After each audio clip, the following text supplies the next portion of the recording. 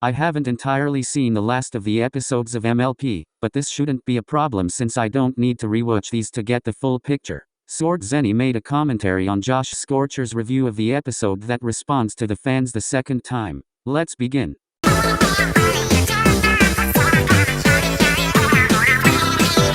A lot more in this video than you think. Twilight suggests publishing the journal so that ponies all over Equestria can read about their adventures and learn from their mistakes as well. Now, this is a good idea on paper, allowing others to benefit from their mistakes. However, it takes away the trial and error aspect of relationships. Friendships aren't perfect because we aren't perfect, and having problems in our relationships help us grow as both friends and people. So, having what basically amounts to a cheat sheet for any problems that may come up may actually hinder a relationship because they never actually develop those problem-solving skills for themselves. Not exactly. No one is saying the contents of the journal are mandatory. It's more like giving advice. And even then, the trial and error is still present regardless of whether you've taken advice related to the situation. Consider the following. Say you're getting bullied for the first time, and you are aware of the following options. Should you sort things out with words, ignore the bully, or do you require some assistance? There's a good chance there are more options I haven't listed, but the point is you can be well aware of those methods, yet you still won't know 100% of the time if they'll work.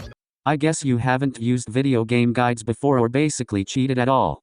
The funny thing is in a later episode of Season 8, Flim and Flam got a hold of one of the books to scam people out of their money at a school. They also used Star Swirl as a tool to get the school's status approved. But my point is that cons can take opportunities from a lesson book.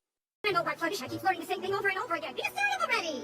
Even I've learned more than she has. What can I be in a book? You can see where the episode's going, can't you? This episode is one giant take that towards bronies, specifically the more critical side, with the journal representing the show and the townsfolk representing the fandom. We'll get to each individual point as they come, but for now, this question regarding Fluttershy's need to repeat a lesson is one that's been asked by a lot of fans over the years. The episode's response? Listen up! I am more assertive. And yes, it took me a while to get there. But can you honestly say that you could learn something one time and completely change who you are? I didn't think so. That's a very valid reason. That's very true to people in real life. Kermit, what are you doing? I'm dancing, bro! I have to give the writers credit. They made me like Fluttershy a little bit more. As a person.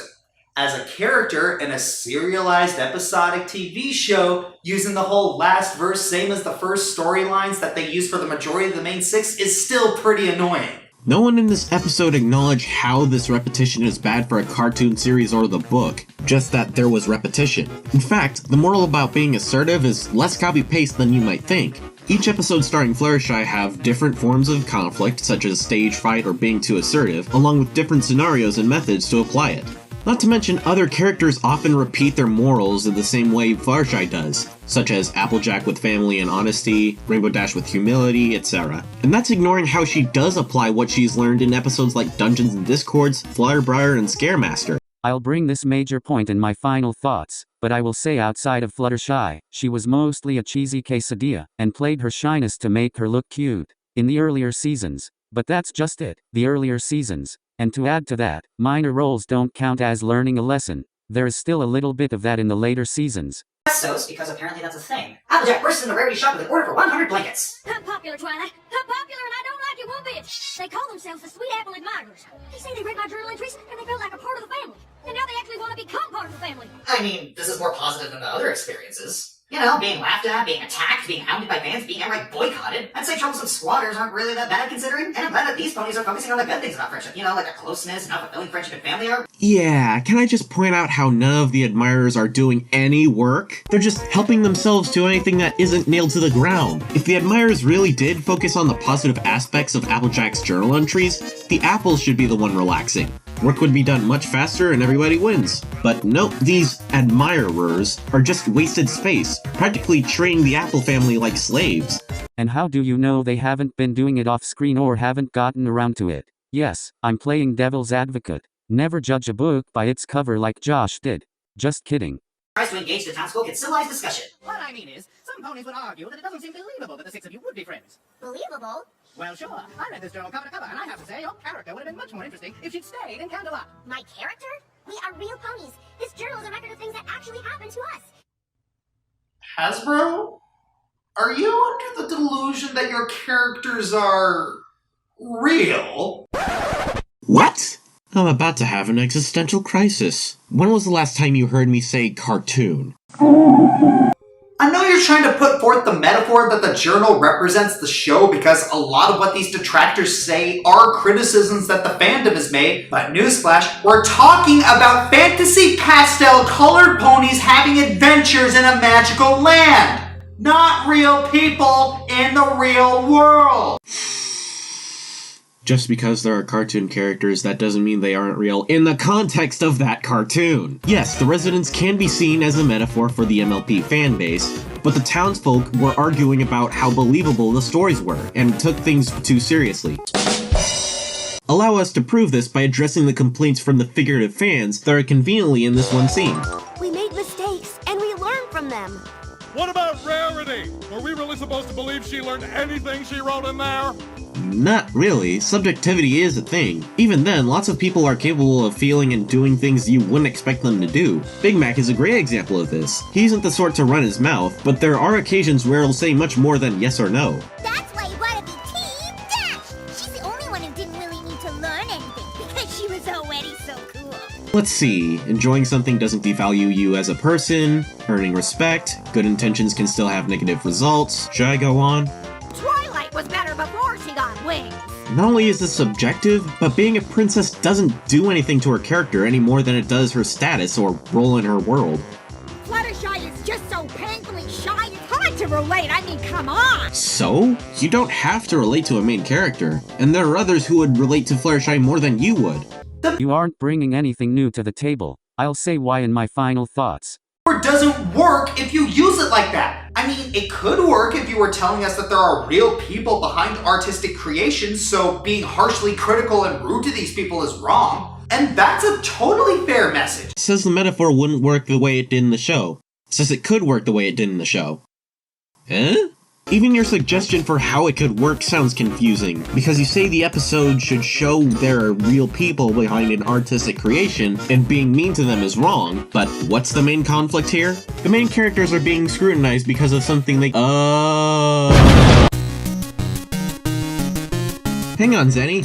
He was about to say the townsfolk in the show were extremely negative and had next to no variation, the exception being the two fillies introduced at the start of the episode. Well, that doesn't excuse the poor wording before that, as he is excusing the episode of something it isn't guilty of. Speaking of which, if the mob in the episode is supposedly representing the brony fandom, wouldn't they actually represent the highly negative fans? Before everyone grouped up to antagonize the main six, no one was trying to cause conflict. First, some ponies exchanged thoughts, focused on specific places of the story, all of which escalated over time. So in reality, the writers at Hasbro did focus on more than one form of negativity.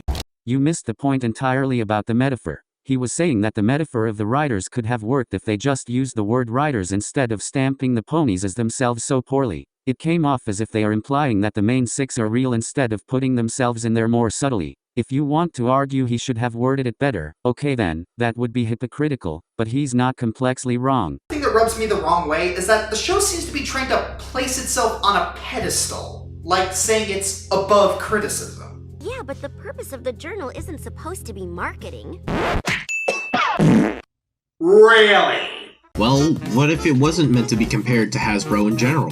The company that owns MLP may be focused on cash, but the writers of the show can still have differing viewpoints. Because the main six don't act as a hive mind or have any corporate motives, it seems more likely the comparison is with the staff, not the company. It is kind of hard to take this seriously if you're doing it for the money. Writers and animators need to be paid to make the episodes and Hasbro needs to make toys off of them. While it is possible that not all writers think this, it's hard to take them seriously if they need money to stay afloat. May I remind you of Equestria Girls? Rock bottom. Check this out.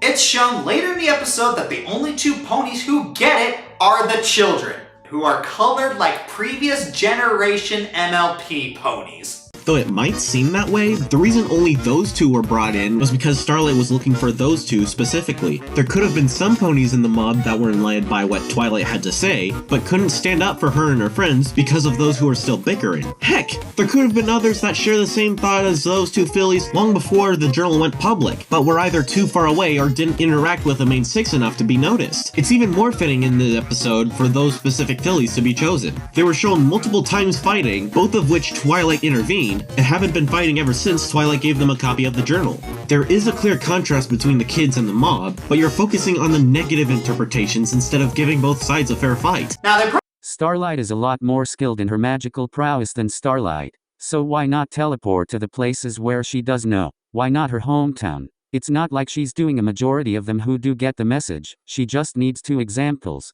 Or another idea is to make them look like recent generations of MLP. You see how that whole argument falls apart?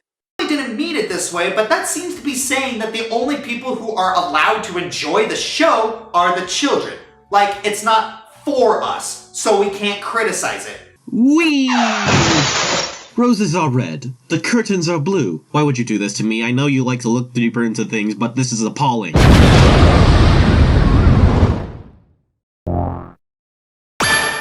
Just in time for final thoughts. Josh, for all this talk about misconstruing words, you do a lot of that here yourself. This review came off as preachy, Zootopia levels of preachy. I know the MLP fandom has gotten a bad rap, but I get the impression this episode made you pretty hostile. From manipulating context to focusing on the negative aspects of your fanbase analogy, this episode did not paint you in a good light. Speaking of which, we can even extend this further to the 2 recurring fillies in Fame and Misfortune, where you might see them as only kids can like the cartoon. I can see them as a positive side of the fan base. I suggest taking a look at both sides of the coin. Don't just think about your stance on the topic. Try adjusting thoughts that contrast with your own.